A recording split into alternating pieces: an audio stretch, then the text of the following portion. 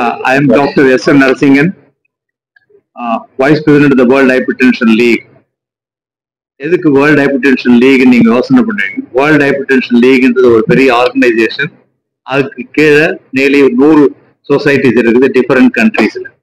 100 சொசைட்டிஸ்ல under its banner people are operating. இது வந்து ஒரு non profit non governmental organisation. இது வேர்ல்டு ஹைப்பர்டென்ஷன் லீக். அங்க அதனுடைய கோரிக்கைகள் அதனுடைய விஷயங்கள் என்னென்ன, பிளட் ப்ரெஷர் ஈஸியா சீக்கிரமா கண்டுபிடிக்கணும், அதை எப்படி ப்ரிவென்ட் பண்ணலாம், வராம தடுக்கிறதுக்கு என்ன வழிமுறைகள், வந்ததுக்கு அப்புறம் என்ன எப்படிலாம் அதை குறைக்க முடியும், அந்த காம்ப்ளிகேஷன் வராம தடுக்க முடியும். அதே சமயத்துல வந்து இந்த நாலேஜ் வந்து எல்லா இடத்துக்கும் போகணுன்றதுக்காக இந்த 100 சொசைட்டிஸுக்கும் அவங்களுக்கு இன்ஃபர்மேஷன் கொடுத்து எல்லா உலகம் ஃபுல்லா எல்லாத்துக்கும் பரவ வைக்கிறாங்க. ஏன் பிளட் ப்ரெஷர் பத்தி யோசனை பண்ணி பேசணும் இவ்வளவு அளவுக்கு அப்படின்னு நெக்ஸ்ட் கொஸ்டின் கேட்கலாம். உலகத்துல இப்ப கணக்கெடுத்து பார்க்கும்போது 31% பீப்புள்ல வந்து பிளட் ப்ரெஷர் அதிகமா இருக்கு. அந்த 31% வந்து ரொம்ப அதிகமானது. சரி, இந்தியாவில் எவ்வளவு இருக்கு அப்படின்னு கணக்கு பார்த்து அதே 31% இந்தியாவிலேயே இருக்கு. நம்ம இந்தியாவிலேயே நீங்க பார்க்கும்போது 4ல் ஒருத்தருக்கு வந்து பிளட் ப்ரெஷர் இருக்குன்னு கண்டுபிடிச்சாச்சு. பிளட் ப்ரெஷர் அதிகமாக உங்களுக்கு உறுப்புகள் பாதிக்கும். பிளட் ப்ரெஷருடைய எஃபெக்ட்னால ஸ்ட்ரோக் வரலாம், பிளட் ப்ரெஷருடைய எஃபெக்ட்னால ஹார்ட்ல அட்டாக் வரலாம், கிட்னில ஃபெயிலியர் வரலாம், ரத்த குழாயில அடைப்பு வந்துடலாம். ஹார்ட்ல திடீர்னு அட்டாக் வர்றது மட்டும் இல்லாம ஒரு ரத்த குழாயில விரிஞ்சிரும் உறைஞ்சிரும் உள்ளார. அது வந்து ஒரு டிஸ்ட்ராக்ஷன் சொல்லுவோம். உடனே அர்ஜென்ட்டா பார்த்தாகும், இல்லைன்னா இறந்துருவார் பேஷண்ட். அப்படி இல்லைன்னா இருதய துடிப்பு எல்லாம் மாறி மாறி அடிக்கும். அதுவும் வந்து கொஞ்சம் டேஞ்சரஸான ப்ராப்ளம் பிளட் ப்ரெஷர் அதிகமா இருக்கும்போது. இதெல்லாம் குறைக்கணும், இதெல்லாம் தடுக்கணும் அப்படின்னா என்ன பண்ணணும்? பிளட் ப்ரெஷர் குறைக்கணும். பிளட் ப்ரெஷர்னா என்னன்னு ஜனங்களுக்கு தெரியாது. எவ்வளவு நார்மல் பிளட் ப்ரெஷர் நிறைய பேருக்கு தெரியாது. 120/80 தான் உலகம் ஃபுல்லா எல்லாருமே ஒத்துக்கிட்ட ஒரு நார்மல் பிளட் ப்ரெஷர். ஒத்துக்கிட்டுன்றது இல்லை, அதுதான் சயின்டிபிக்கா ப்ரூவ் பண்ண பிளட் ப்ரெஷர். அதுக்கு மேல போகும்போது 120 139 வரைக்கும் போகுது. இது வந்து 80 89 வரைக்கும் போகுது அப்படின்னு சொன்னா உங்களுக்கு வர்றதுக்கான வாய்ப்புகள் நிறைய இருக்குன்றது அர்த்தம். அந்த ரேஞ்சை வந்து ப்ரீ ஹைப்பர் டென்ஷன் அப்படின்னு ஒரு டெர்மினாலஜி. அதெல்லாம் இப்ப அந்த டெர்மினாலஜி இல்லை, பட் அதை நம்ம டிவைட் பண்ணி கொடுக்குறாங்க. நீங்க டாக்டர்ஸ் இல்ல மற்றவங்க நான் மெடிக்கல் பீப்புள் இருக்காங்கன்னு சொன்னா 120 139 80 89 அந்த மாதிரி ரேஞ்சில் மேல போயிட்டு இருந்ததுன்னா உங்க டாக்டர் கிட்ட கேட்டு அறிவுரைகளை கேட்கணும். சரி, எதுக்காக பிளட் ப்ரெஷருக்கு என்னென்ன பண்ணணும் அப்படின்னு கேட்டா, பிளட் ப்ரெஷருக்கும் வாழ்க்கை நெறிமுறைகளுக்கும் ரொம்ப கனெக்ஷன் இருக்கு. லைஃப் ஸ்டைலுக்கு பிளட் ப்ரெஷர் வர்றதுக்கு என்ன காரணம்னு பார்த்தா, ஒண்ணு வந்து டயட், அதிகமான கொழுப்புச்சத்து உணவுகளை சாப்பிடுறது, அதிகமா கார்போஹைட்ரேட்டை சாப்பிடுறது, டைம்லி ஃபுட் இல்லை ஹெவி ஃபுட் சாப்பிடுறது, வெயிட்டை குறைக்காம இருந்தது ஒபேசிட்டி. செகண்ட் வந்து சால்ட் கன்சம்ஷன். சால்ட் வந்து நம்ம சாதாரணமா வந்து நம்ம இந்தியாவில வந்து 12 கிராம்ஸுக்கு சாப்பிடுறாங்க சால்ட். ஒன்லி நம்ம recommended dose world health organisation WHO கொடுக்குற டோஸ் வந்து 5 கிராமுக்கு கீழே தான் சாப்பிடணும். இது எல்லாருக்கும் போய் சேரணும். யாருக்கு வீட்டுல சமைக்கிறவங்க அம்மா தான் சமைக்கிறாங்கன்னு சொன்னா அவங்களுக்கு தெரியணும் 5 கிராம் உப்புக்கு மேல சாப்பிடக்கூடாது, நம்ம பையன் நம்ம வீட்டுல கணவர் சாப்பிடக்கூடாதுன்னு அவங்க தெரிஞ்சுக்கணும். ஏன்னா நிறைய வந்து வெஜிடபிள்ஸ் வாங்கினா அதுலயே உப்பு இருக்கு, அந்த உப்பு மறந்துடுறாங்க. இவங்க சாத்துல வேற உப்பு போட்டு வடிக்கிறாங்க. மறுபடியும் எடுத்த உடனே மறுபடியும் கொஞ்சம் பத்தலன்னு சொல்லிட்டு இன்னும் கொஞ்சம் சூப்பு கொஞ்சம் கேட்டா சூப்புல உப்பு போட்டுக்கிறாங்க. ஊறுகாய் வச்சு சாப்பிடுறாங்க, அப்பளம் சாப்பிடுறாங்க, பப்படம் சாப்பிடுறாங்க, டின்ட் ஃபுட் சாப்பிடுறாங்க, சேச்சுரேட்டட் ஃபுட் நிறைய சாப்பிடுறாங்க. இப்படி எல்லாம் சாப்பிடும்போது தான் பிளட் ப்ரெஷருடைய லெவல் அதிகமாகும். ஸோ இதெல்லாம் வந்து நம்ம குறைச்சாக்கா பிளட் ப்ரெஷர் வராம தடுக்க முடியும். அடுத்தது வந்து பாத்தீங்கன்னா பிசிக்கல் ஆக்டிவிட்டியே கிடையாது. நிறைய பேர் பாத்தீங்கன்னா எனக்கு டைமே இல்லை சார் நடக்கிறதுக்கு. நேற்றே ஒரு டாக்டர்ஸ் மீட்டிங் நடந்தது. டாக்டர்ஸ் மீட்டிங்ல நான் கேட்கும்போது எத்தனை பேர் எக்ஸசைஸ் பண்றீங்கன்னு கேட்கும்போது ஒரு 30% பேர் தான் எக்ஸசைஸ் பண்ண முடியுது. டாக்டர் வந்து என்னால பிளேம் பண்ண முடியல. காரணம் என்ன, எல்லா டைம்ல நம்ம ஒர்க் பண்ண வேண்டியதா இருக்கு, அதனால அவங்க போற டைம் இல்லை அப்படின்னு சொல்லி அக்செப்ட் பண்ணிக்கலாமா? இல்ல, அக்செப்ட் பண்ண முடியல எங்களாலேயே. ஸோ நிறைய பேர் பார்த்தீங்கன்னா ஐடியில் ஒர்க் பண்றவங்க நம்ம டைமே இருக்காது. காத்தால 7 மணிக்கான நைட்டு 10 மணிக்கு வர்றது வீட்டுக்கு. அவருக்கு டைமே இல்லை நடக்கிறதுக்கு. அப்படின்னு சொன்னா அட்லீஸ்ட் மாதத்துல சனிக்கிழமை ஞாயிற்றுக்கிழமை லீவ் எப்போ இருக்கோ அப்போது போய் கொஞ்சம் நடக்க ஆரம்பிங்க. வெயிட்டை குறையத்துக்கான முயற்சிகள் பாடுங்க, ரெசிஸ்டன்ஸ் எக்ஸசைஸ் பண்ணுங்க, அந்த பிசிக்கல் ஆக்டிவிட்டி பண்ணுங்க. யார் ஸ்மோக்கர்ஸ் இருக்காங்களோ அவங்க எல்லாம் ஸ்மோக்கிங் ஸ்டாப் பண்ணாங்கன்னா பிபி ஏறாம தடுக்க முடியும். ஆல்கஹால் கன்சம்ஷன் வந்து இப்போ டெய்லி சாப்பிட்றாங்க ஆல்கஹால் அப்படின்னு சொன்னா பிளட் ப்ரெஷர் ஏறிக்கிட்டே போகும். பிளட் ப்ரெஷருக்கான மாத்திரை உங்க டாக்டர் எழுதினா கூட பிளட் ப்ரெஷர் நார்மலுக்கு வராது. காரணம் உங்களுடைய stimulating blood pressure is alcohol. அதை நிறுத்தினாதான் பிளட் ப்ரெஷர் குறையாது. ஸோ சால்ட் கன்சம்ஷன் குறைக்கணும், ஸ்மோக்கிங் ஸ்டாப் பண்ணணும், ஆல்கஹால் ஸ்டாப் பண்ணணும், பிசிக்கல் ஆக்டிவிட்டி நல்லா இருக்கணும், டயட் மாடிஃபிகேஷன் இருக்கணும். சைக்கோ சோஷியல் ஃபேக்டர்ஸ், எப்போ பாரு டென்ஷன், டாக்டர் வீட்டில் போனா டென்ஷன், வைஃப் வீட்டு போனா டென்ஷன், ஆஃபீஸ்ல போனா டென்ஷன், மேனேஜர் திட்டுறாரு, மேலே போன்றாரு, ஒர்க் பண்ணிட்டே இருக்கேன், நைட் டியூட்டி எல்லாம் பண்றேன், யூஎஸ்க்காக ஒர்க் பண்றேன், இவ்வளவு பண்ணி கூட எனக்கு முடியல, எப்போ பாரு டென்ஷனா இருக்கு டாக்டர். பார்த்து பிபி இருக்குமா பாருங்கன்னு பார்த்தா பிபி கண்டிப்பா கொஞ்சம் கொஞ்சம் ஏறி இருக்கும். அந்த டென்ஷன்லாம் எப்படி குறைக்கணும்னா அவரோட எஃபெக்டே பிளஸ் டாக்டர் கிட்ட கவுன்சிலிங் கேட்டுக்கணும். இல்ல டாக்டர் சைக்காட்ரிஸ்ட் கிட்ட கவுன்சிலிங் அமிச்சா, சைக்காலஜிஸ்ட் அவங்க சொல்லுவாங்க எப்படி பார்க்கணும்னு. அடுத்து நம்ம என்னென்ன போராடுறோமோ, அடுத்த நிமிஷம் என்ன பண்ணலாம், அடுத்த அவர்ல என்ன பண்ணலாம் அப்படின்லாம் எனக்கு வேற மாதிரி அப்ரோச், இவருக்கு வேற மாதிரி அப்ரோச், அவருக்கு வேற மாதிரி அப்ரோச். ஸோ ஒவ்வொருத்தருடைய நிலைமை பொறுத்துதான் சைக்கோ சோஷியல் ஃபேக்டர்ஸ் வெரி ஆகும். பெரிய விஷயத்த கூட சின்னதா எடுத்துட்டே போறவங்க இருக்காங்க, சின்ன விஷயத்தை பெருசாக்குறவங்களும் இருக்காங்க. மனசனுடைய உளைச்சல்னால மன உளைச்சல் இல்லாம பாத்துக்கணும். மன உளைச்சல் இல்லாம பாக்குறதுக்கு நீங்க வாழ்க்கை நெறிமுறைகளை மாத்தி மாத்தி பண்ணணும். இது தேவைப்பட்ட சைக்காட்ரிஸ்டோட ஒப்பீனியன் வாங்கணும். ஃபார் எக்ஸாம்பிள், சில பேர் டிப்ரெஷன்ல இருப்பாங்க, வீட்டுல யாராவது ரொம்ப நேசிச்சவங்களை இறந்துட்டு இருப்பாங்க, அன்னில இருந்து டிப்ரெஷன் இருப்பாங்க. அம்மா இறந்துட்டாங்க, அப்பா இறந்துட்டாரு, அவர் தான் சப்போர்ட் ஃபேமிலிக்கு, இனிமே நான் என்ன பண்ணுவேன், இப்படி டிப்ரெஷன்ல போய் அவங்கள பாத்தீங்கன்னா பிபி ஏறி இருக்கும். சைக்காட்ரிக் ட்ரக் நிறைய சாப்பிடுவாங்க, பிபி ஏறிட்டு இருக்கும். கால் வலி, முட்டி வலி, நிறைய பேருக்கு இப்ப எல்லாம் ஒரு 40 வயசுல முட்டி டிரான்ஸ்பிளான்ட் பண்றாங்க, நீ டிரான்ஸ்பிளான்ட். அதுக்கெல்லாம் பாத்தீங்கன்னா கால் நடக்க முடியாது, பாலி நடக்கிறவங்க இருக்காங்க. அவங்க எல்லாம் பாத்தீங்கன்னா NSAID ஒரு ட்ரக், ஒரு மாத்திரைகளை அடிக்கடி சாப்பிட்டே இருக்கும். கால்வலி மாத்திரை மாத்திரைகளை அப்படி சாப்பிடும்போது பிபி ஏறும். ஆல்கஹால் சாப்பிடும்போது ஏறும், நோய் இந்த மாத்திரைகளை சாப்பிடும்போது பிபி ஏறும். இந்த வாழ்க்கை நெறிமுறைகளை மாத்தி அமைச்சாவே பிபி வராம தடுக்கலாம். வாழ்க்கை நெறிமுறைகளை மாத்தி அமைச்சாவே பிபியினுடைய காம்ப்ளிகேஷனை தடுக்கலாம். ஒவ்வொரு வாட்டியும் இந்த world hypertension league, world hypertension டேன்னு ஒன்று வருது, 17th மே. நேற்று நாங்க அந்த 17th மே அப்சர்வ் பண்ணோம். அதுல என்ன விஷயம்னா, measure your blood pressure accurately. Blood pressure பாக்குறது இப்ப இங்க பார்த்தாங்கன்னா அவசரமா கூட்டமா பார்க்கும்போது 3 தடவை பிபி எடுக்கிறாங்க, 1 விட்டுறாங்க, 2வது 3வது ரீடிங் ஆவரேஜ் எடுத்து சொல்றாங்க. அந்த ரீடிங் தான் அந்த பிளட் ப்ரெஷர் அந்த டைம்ல அவருக்கு இருக்குது. பிளட் ப்ரெஷர் வெறிட்டே இருக்கும். இன்னைக்கு காத்தால நம்ம இன்னைக்கு தானே கேம்ப் நடத்துறாங்க, 130 80 சொன்னாங்க.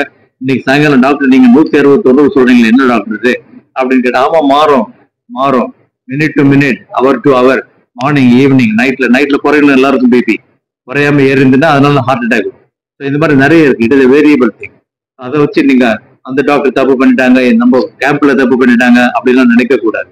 பிபி வேறிக்கிட்டே இருக்கும், மாறிக்கிட்டே இருக்கும். அதையும் நீங்க ஞாபகம் வச்சுக்கணும். So BP variability accepted one. இதெல்லாம் நீங்க மற்றவங்களுக்கு தெரியணும். நம்ம பப்ளிக் இதெல்லாம் தெரியும் போது டாக்டர் கிட்ட போகும். ஒவ்வொரு டாக்டர் கிட்ட நீங்க போகும்போது ஜுரத்துக்காக தானே போகணும்னு சொல்லிட்டு பிபிஎம் பார்க்கணும் டாக்டர், ஜுரத்துக்கு பார்த்து மாத்திரை கொடுங்க, ஊசியை போடுங்க, அப்படி கிடையாது. பிபி பார்க்கணும் டாக்டர். பிபி எல்லா கண்டிஷனும், எந்த வியாதிக்கு உள்ள போய் டாக்டர் ரூம்ல என்டர் ஆகுறீங்களோ அப்ப பிபி பார்க்கணும். கூட போறவங்களுக்கு கூட ஒருத்தர பிபி செக் பண்ணிக்காங்க, அதுவும் நல்லது. ஃப்ரீயாவே போய் செக் பண்ணிக்கலாம். பார்மசியில் போய் பாக்குறீங்க, பிபி செக் பண்ணிக்காங்க, வேணும்னு சொல்லல. ஏர்போர்ட்ல பார்த்து பிபி செக் பண்ணிங்க, வேணாம்ல. சென்ட்ரல் ஸ்டேஷன்ல ஒண்ணு வைக்கிறோம், ஓகே நல்லது. அந்த மாதிரி ஸ்கிரீனிங், ஆப்பர்ச்சுனிஸ்டிக் ஸ்கிரீனிங் பேரு. எப்பப்பெல்லாம் நமக்கு ஆப்பர்ச்சுனிட்டி கிடைக்குதோ அப்பெல்லாம் போட்டா இந்த 31% இருக்குல்ல, அது 40% கூட உலகத்துல நம்ம இந்தியாவில என்னென்ன ஆக போதோ அந்த அளவுக்கு இன்க்ரீஸ் ஆயிடும். ஸோ இதெல்லாம் உங்களுக்கு ஒரு இன்ட்ரோடக்ஷன் மாதிரி சொன்னோம். Sir doctor Vasanth Kumar, president, Indian society of hypertension போட்டிருக்க போர்டில். இப்போ அவர் பிரசிடென்ட். சார் ஃப்ரம் ஹைதராபாத் வந்திருக்காரு. He can talk in Telugu as well as in English. He is very fluent in English, and you can also ask him some questions in Telugu. First of all, I want to thank all our friends from media taking your time out on Sunday, because you are very important to spread this message to all our people, all over the country, Tamil Nadu and everywhere. The whole idea is that Dr. Narsingam is a world authority on hypertension now. We are proud of him. And he was the first Indian who has become the Vice President of World Hypertension League. So having said that, it's very simple. When we are talking so much, actually people may start thinking that these doctors are scaring us. Normally they say that. It is not so. The whole idea is high blood pressure along with diabetes is so much frequent all over India. Almost 30% as sir said. And it is not only urban, even rural area. It is not only rich, even the poor people. You see people having high blood pressure, everybody, people walking on the road, drivers, everybody, small shopkeepers. How many of them are checking actually because they say that we are not checking because we have no symptoms. So first important thing is hypertension will not have any symptoms. Somebody walks into one of our rooms, 200 by 110, he said, no sir, I don't have blood pressure, I have no symptoms. But the problem is, if that is not treated, this man is developing a stroke or a heart attack or a kidney problem. All these three are very common. You are seeing patients in the major hospitals. These are the people who go there because they are not controlled. They don't know that they have. So finally, everybody should check the BP after the age of 30, at least 2 times in a year. When somebody has blood pressure, check more often, take the medicine. Medicines are not actually expensive. People have some negative feeling that doctors will write too many medicines. Why should I go? That is a wrong concept. You go to any doctor of your choice, get your BP checked up, take some medicine so that you are going to live longer and also healthy life. So whatever the advanced countries preach, we may not be able to do everything. Our doctors also may not do everything. Suppose we are talking about 24 hours blood pressure monitoring. How many of our Indians can do it? Not even 1%. Okay, we check the BP. It can be checked at home. The meters are not very expensive. Doctors, we are telling doctors. Yesterday, Dr. Nursing gave a talk. We told the Tamil Nadu, every doctor have to check the blood pressure. You may come with fever, but I have to check his BP. Maybe he's having BP. So finally, prevention is important, as you said. Habits are important. Lifestyle has changed. People are overweight. People are smoking, taking alcohol. Most important is the salt that they try to tell us. Salt consumption is more amongst Indians, especially South Indians, because we eat more pickle. We eat food outside has more salt in it. Refined salt we are using. So we have to reduce the salt. Please remember, let us teach our children now itself not to eat so much of salt, because we are going to see more hypertension now in future if we don't take action now. So I am actually worried about the younger population also. What will happen to them? Somebody develops high blood pressure at the age of 30. What will happen to him? How long will he live? He has got at least now the average lifespan is more than 70 in India.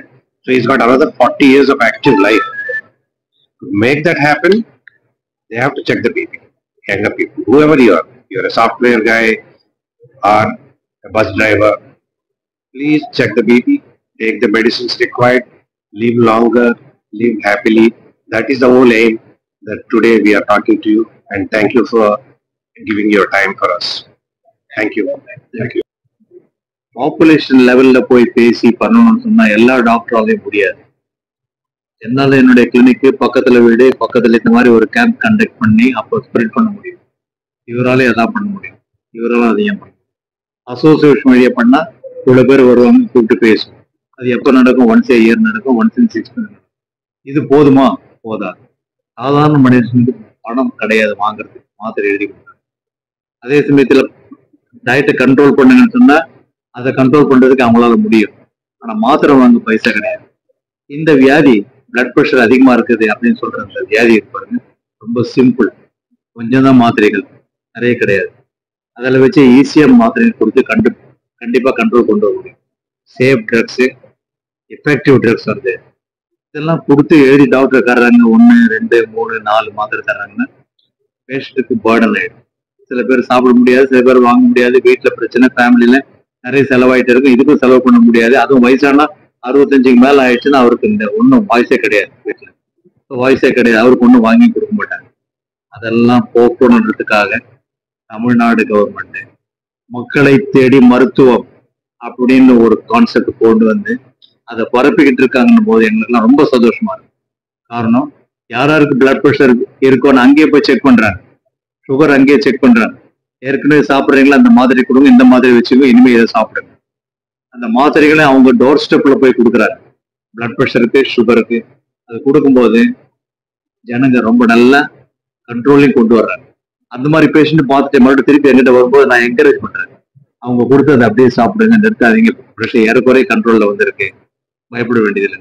எதுக்கு இதை சொல்ல வர்றேன்னா, அந்த மாதிரி மக்களை தேடி மருத்துவம் அப்படின்ற ஒரு ஒரு திட்டத்தை தமிழ்நாடு முதலமைச்சர் கொண்டு வந்திருக்காரு.